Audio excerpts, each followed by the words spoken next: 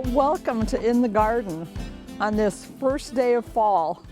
We're getting ready to wind things down in the garden, but there's still some things to be done. So you can join me today. We're going to talk about lilies and tulips and daffodils and fritillaria and crocus and all sorts of things. We're going to start by digging a clump of lilies. So we're going to grab my gloves and my handy dandy digging fork, which you already know is my favorite tool for digging. Oops, there we go. And we're going to head just over here to this clump. Normally I would wait till it was a little more browned, but we're filming today, so we're going to go ahead a little early. We're probably only a week or two early. It's starting to turn. But you can see this is getting quite crowded in here. So that means it's time for a dig up and get it out of the, split it up, give it some room, refresh the soil, and so on. One thing you want to remember with lilies is sometimes the stem doesn't come up exactly over the top of the bulb. I've found some really kind of twisty ones if you've got a little compaction or anything going on. So you want to start back a little ways. Don't stick it in right next to the stem. And yep, this has got some compaction going on here. So we're going to just start by kind of wiggling and loosening. We'll just start cleaning this off so we can see what we've got.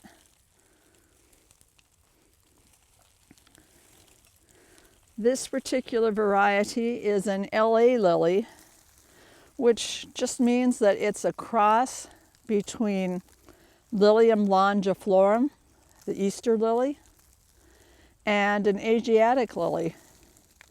And I really like these lilies. You get usually a little more height than with most Asiatics, more bigger blooms with more substance. Now, as you can see, there are little bulbs up here. Those are called stem bulblets. And you can just kind of wiggle them apart.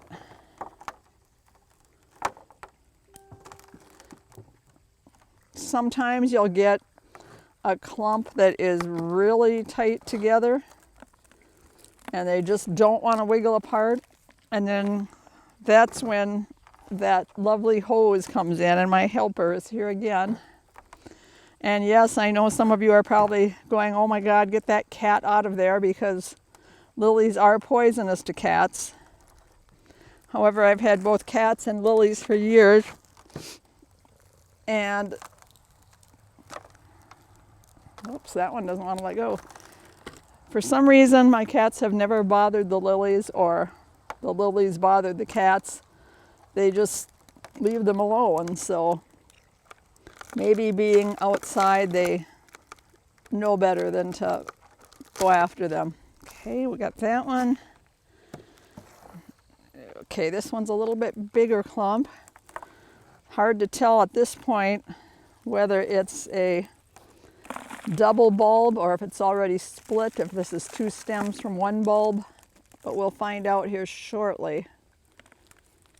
We'll just kind of, it looks like there's a split and it's two bulbs, but occasionally on a big bulb you might get two stems. Yep, this one looks like it's going to come apart. There we go. Now, some people will just toss the little bulbs, and if you don't want to mess with them, you can do that. But most of these will bloom within 2 years. So if you just kind of stick them off to the side in a nursery bed or something, label them with what they are, you'll just have more bulbs to either give away or share. And usually just a twisting motion will get the stem loose from there. Okay. Now, as you can see, these are definitely blooming size bulbs. They're going to bloom well. Even something like this is going to bloom. And Possibly even something this small may send up a small bloom stalk. You might get a single flower on it next year. So, I mean, they're pretty much worth keeping. And bulb size varies tremendously between types of lilies. Over here I have, these are some that have been dug earlier and have been in my bulb refrigerator, my little refrigerator in my garden shed. Okay. I usually, when I store them, I like to put either a little peat moss or wood shavings in the bag. It kind of helps absorb moisture. You don't want too much condensation. A couple of these I just dug this morning and I haven't added peat moss yet, so you're seeing quite a bit of condensation on those. So you want to open them up and let them dry out a little bit. But this one is a species lily, and this is a good sized bulb for this one. This one is one called Lilies, and it is kind of a rare one. Gets about 3 to 4 feet tall, yellow with burgundy spots and burgundy stems. Okay, so that's that bulb size. And there are smaller ones in here that will also bloom. This is an Asiatic, a short one. And there's one here. Here we go. And this is an average size bulb for this variety. So you can't always just look at the bulb size and say, oh, that's no good, or it's, great, or whatever. Some of them can have fairly small bulbs and produce a lot of flowers from them. Red velvet is one of those, and I divided that one last year, so I didn't dig it up for you this year, but the average bulbs are no bigger than the one I just showed you here. And that one can have 30 or more blooms on a stem. We'll start with Ariadne here, is also an Asiatic. This is a taller Asiatic, probably about 2.5 to 3 feet. And that's an average size bulb for that variety. This is an LA lily, again, which I remember I mentioned before that that's a cross of an Asiatic and an Easter lily. And they have, since they came out, I don't know, maybe 15 or 20 years ago, the first crosses were made in test tubes. They have rapidly become one of my favorite types. They're rock hardy, just like the Asiatics, and unlike the Easter lilies, and you get bigger blooms. This is from an Oriental Trumpet cross, often called an OT. Whoops, I've got one hanging there. This one is from Scheherazade, which is right back over there. I think I showed it to you earlier this summer. I did damage it a little digging it. These are notorious for, the first time I planted this one, I planted it I had a smaller bulb to start with. I planted it at about 6 or 7 inches. When I went to dig it and divide it, I kept digging and digging and digging, and I got down to about 10 inches before I found the bulb. So lilies have what are called contractile roots, which means as they grow, they will actually slowly pull themselves deeper into the ground. So if you accidentally get it a little too shallow, as long as you've worked the ground up well and it's nice and loose, no problem. The lilies will just keep pulling themselves down to the proper depth. I mean, I recommend planting with the right spot depth in the first place, but if you miss the boat, it's not the end of the world. So we're going to tuck that back in there. Now, when you plant, you're going to look at the size of your bulb, especially on lilies, to determine how deep to plant it. This one's probably about, if I open that up, what's that? Probably about 2.5, 3 inches around. So you're going to plant it 2 to 3 times the circumference of the bulb. You're going to go 2 to 3 times that depth. So you'll go at about 6 inches for one of these. Smaller bulbs, okay, this one's a little smaller. Even if I'm planting them in the same clump, I just move it up a little bit higher. Go up maybe an inch less or so in depth. And the little guys, you're going to only maybe put them in an inch or 2. So kind of use that as a general guide. And the better, the looser your soil is, the better. One thing about lilies especially, people in the Lily Society say there's 3 rules to growing lilies. Rule number 1, good drainage. Rule number 2, good drainage. And rule number 3, good drainage. So you do not want to plant them any place where water stands or ice sits in the winter, you know, where it'll melt and sit and kind of sit on top. You want to make sure, so you say, oh, I don't have good drainage, what am I going to do? Well, you can really amend the area around it. You can also build up just a slight little berm, even a few inches above the rest of the soil in your garden, and plant in that little small hill, and that will give you the drainage you need. So, okay, now after later when I finish digging that clump out, I'll sort them out, and I've got people lined up for this one, so I'll take out what I want to put back. I'll amend the soil very well. I'll add lots of compost in there, and we'll replant them at a depth, the bigger ones, a depth of about 6 inches. But we're going to go on from the lilies because there's so many other bulbs. You say you've got rabbits or deer and they get them as soon as they come up. Well, I can't guarantee this will work, but it's done pretty well for me. I go around in the fall with my little thing of Repellix granules, and this is not an endorsement by the University of Minnesota, although it was developed by a U of M horticulturist or somebody at the University of Duluth, I believe. So, and they did it for trees, trying to get the deer to leave trees alone. It does take about, this one is a systemic one, there is a spray-on one, and there's all the other Bobbix, Deer Away, Deer Scram. There's hundreds of them. So take your pick. Most of them operate by smell or taste. This one contains capsaicin, which is what's in hot peppers, and it's taken up by the roots of the plant and moves through the plant. It's systemic, so it's in the whole plant.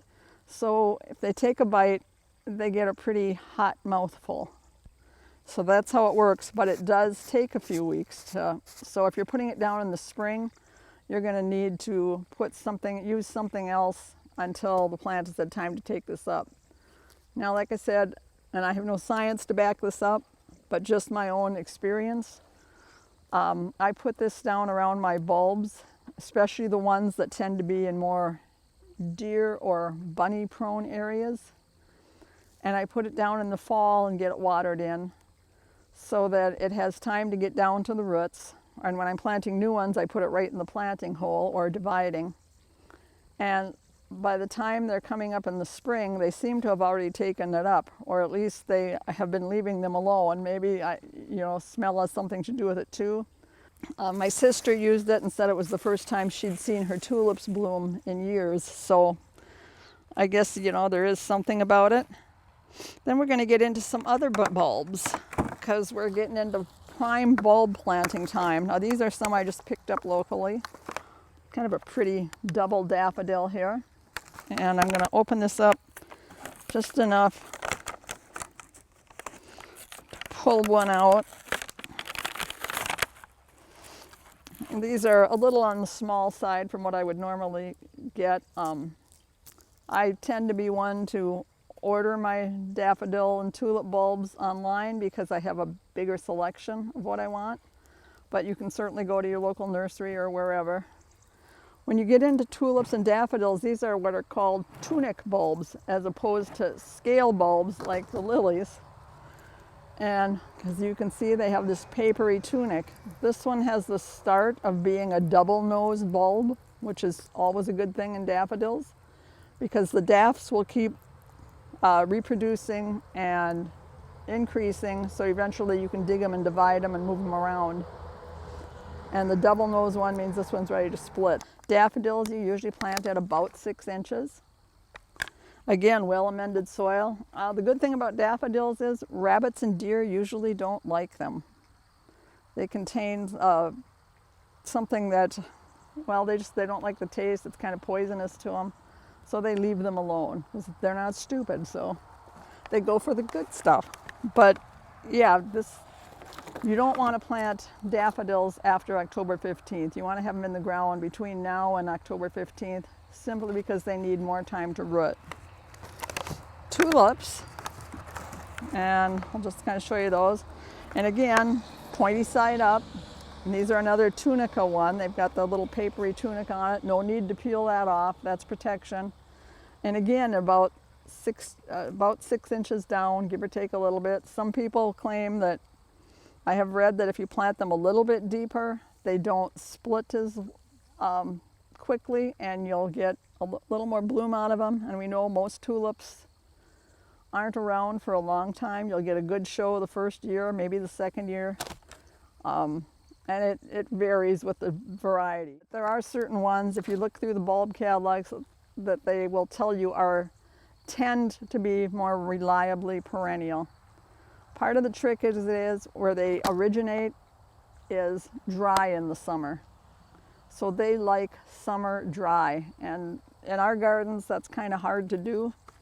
Once in a while you can find a spot where the sprinkler doesn't hit or under the, but they need the moisture in the spring, but they don't like it in the summer. So, and that's part of the reason we often lose our tulips fairly early. But there aren't just tulips. I love, these are just a few little species tulips that I dug. This one happens to be, see how tiny those guys are? This one is tarda, which is a yellow and white one. And the blooms tend to be kind of star-shaped when they're fully open. And these, instead of dying out, multiply. But they're a fun little one, and there are different colors. This one happens to be tarda. I have a couple new ones ordered for this year that I want to put in. I think I started with, I don't know, maybe 8 or 10 bulbs, and I now have large patches because they reseed, the bulbs multiply, and it's kind of fun to go out there in the spring and see this big patch of color, especially after a long winter. For all of these, besides the Repellix, I like to use this one. It doesn't matter what variety, just a bulb food. It's usually a low nitrogen, slow release, kind of work it into the soil underneath. Make sure you have the roots of the bulb or the lilies or whatever aren't sitting right on the fertilizer. You don't want to burn them. So put a little thin layer of soil between the fertilizer and this, and no matter what one of these you're planting, and I don't care if it's tulips, daffodils, lilies, fritillaria, crocus, water them in. Even if the soil is moist, you want to give them a nice watering in to settle the soil around the bulbs. They, you think, oh, it's going to rain. Well, you really want to soak them and get that soil so it's down around the bulbs, so the roots are making contact. Otherwise, you're probably not going to get germination. Another thing is, if you're storing lily bulbs, say like these, and I'm working on digging some for a couple people that have asked for them, and I'm kind of waiting for a couple others to ripen up, for the foliage to ripen. I store them, I have a dedicated little, one of those little dorm refrigerators in my garden shed, and I plug it in at this time of the year just to store the bulbs in for a few weeks, keep them cool. You can keep them in your regular refrigerator, but keep them away from apples. Apples release ethylene gas, which will essentially kill your bulb. So then you've stored bulbs for no good reason because you killed them. So don't do that. Just keep them away from the apples. You can also store them in your basement. We're kind of hitting some warm weather here, but a lot of times you could store them in your garage. You don't want them to freeze, but you want them cool until you get them in the ground. And tulips, lilies, most of these other bulbs you can plant up until the ground freezes and you can't dig anymore. Now, it's not real fun to be out there when it's that cold, but I have had ordered bulbs from sources where they've said, and if you're worried that you won't be able to dig out the soil, cover up the hole, put the soil someplace where it won't freeze, and then stick your bulbs in and dump the soil back on top. And there was one time I did have to do that because it was snowing and raining on me as I was planting them, but that's not my preference, okay? So We'll take that. Oh, one more little bulb here I wanted to show you. There we go. These are Fritillaria mealgris bulbs. Whoops, I got that one upside down. I've actually never divided them, so I'm kind of new at this part too, but I looked it up and it says now is the good time to divide them and move them. So I just did a little digging around. The thing is, like a lot of the spring bulbs, the foliage dies back, so unless you remembered to mark where they were, you're kind of shooting in the dark as to find them. But I did find a few for this person. So they have a nodding flower, and even though it says fritillaria, some people call them lilies. They call them checker lilies. They're not lilies. They're not in the same family as lilies. But a lot of people just call them lilies, kind of like blackberry lily and daylily. They're not lilies. So we're gonna, with that, I think we're gonna just move on and take a quick little tour to see what's blooming and a few changes that I'll be working with, and see what you think. Okay, we've made a few changes since the last time we walked around. And you may remember me talking about having a couple willows that needed to come down. Well, they are down. There's, the stumps aren't out yet. There's one.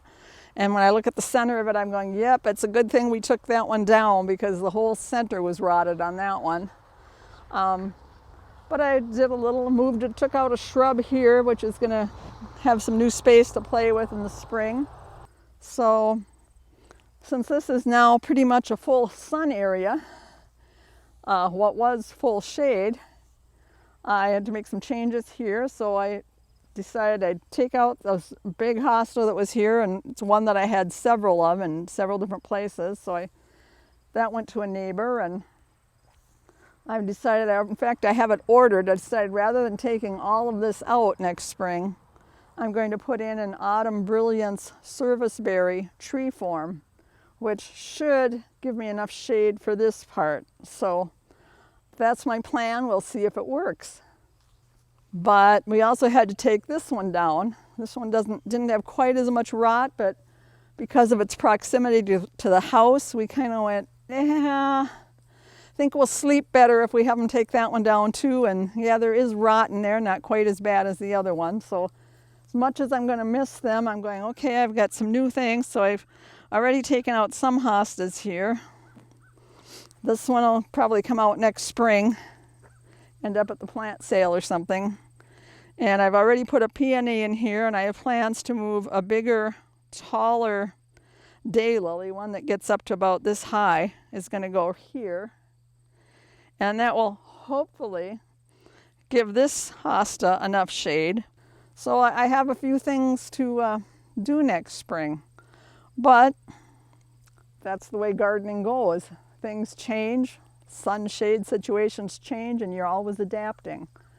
So we'll take, I think, just a brief walk around and see what's left that's blooming. Limelight hydrangea here is starting to turn pink now.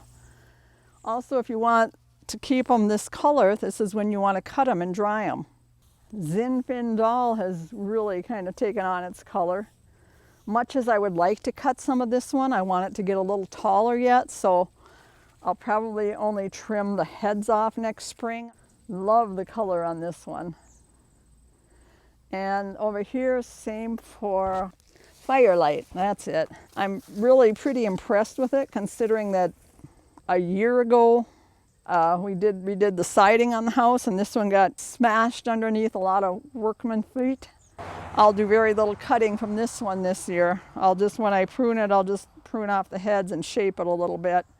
This grass is kind of a fun one. This is fall blooming feather reed grass. This is about as tall as it gets. It's just starting. It's hard to see. Maybe you can get the camera close up in here and see it. Some of the blooms are just starting to take on a slight pinkish tinge, which is kind of a fun one. This one also dries really well if you cut it at this stage or when it's even a little bit pinker. And that Simicifuga, or I should say Actea, because they changed the name. That one is Hillside Black Beauty, and it just does not seem to be as vigorous a plant as some of the other varieties. So the Angelica gigas is just about done. Pretty much there's just a couple little blooms here and there on it. This is kind of a fun one to cut and use in your winter containers too. You can just spray them with hairspray to hold the color brown if you want, because the seeds this will drop off and you'll just have the brown seeds left. Or you can spray paint them again. The sedums, of course, are gorgeous at this time of year. Sometimes it pays to keep some of those seedlings that show up, but this is a Heliopsis seedling, and I'm really liking the flower on it. Now, the first one was really big. Others are a little bit smaller, but it's got the nice red stem, and it's kind of in a tough spot there, almost sharing space with that daylily. So I'm going to flag this, and next spring I'll move it and put it out someplace where it gets a little more room.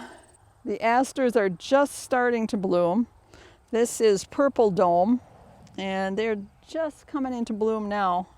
It's kind of a fun one. It's a nice dark purple, which goes well with all the browns and reds and oranges of fall. This one is called October Skies, and it's just starting to come into bloom. In another week or two, this should be probably just a mass of this, well, what they call blue, what the horticultural world considers blue. And then we have the Boltonia is blooming up here. Sometimes called thousand flower aster, even though it's really not an aster. There are only two varieties of this that I know of, the pink and the white. This happens to be the pink one. This grass over here is Millennia Sky Racer, and it's not that tall. Well, it is, but it's very airy, so it's kind of what's called a see-through plant. And it's just, when the sun backlights it, especially the evening sun, it just glows. It's just golden. A lot of native pollinators depend on the native grasses, which the blue stem is. And here's the prairie drop seed. This is a young one yet, so it's got just a little bloom on it, but it turns this lovely yellowy gold. Once you divide them, they do take 2 to 3 years before they really settle in. Now, I have a lot of people ask me about cutting back, and the truth is I cut back very little in the fall. I'll pull out some of the Nicotiana here after a frost, mainly because I don't want an entire carpet of Nicotiana coming up next spring, but I'll leave some. We're going to go over here to the Lespedezia area. It'll die back to the ground. It's actually what's considered a dieback shrub. So this is it's just kind of a fun, the blooms aren't going to last more than a couple weeks, but at this time of the year you kind of take what you can get. The pig squeak, or Virginia, is really just starting to color up now. You can see the red. It'll get more, I'll have oranges and bronzes depending on the weather a little bit, but it's starting to color up now, so you can see the fall color on that. Okay, here we have a big blue stem, and I absolutely love the color on this one. Okay, the turtle head is coming to an end here, but this is a late bloomer. And you can see it starts down here and slowly blooms up the spike. This one is a variety called Hot Lips. Some varieties get a little taller. And I think our gardens are about wrapping up for the year. I think we'll probably do one more show this year on putting together your winter containers. And I just want to say that now's a good time to start cutting some of the things you might want to include in it, at least as far as the drieds, the hydrangeas and things like that. So until next time, we'll see you in the garden.